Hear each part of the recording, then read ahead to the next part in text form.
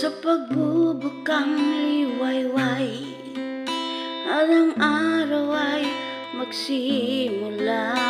Sa katahimikan ako'y naghihintay sa busis mong gagabay. Sa bawat araw dumaraan, bawat pagsubok nararanasan, taglay ko pa rin ang pag-asa sa pangako mong di ako pababayaan.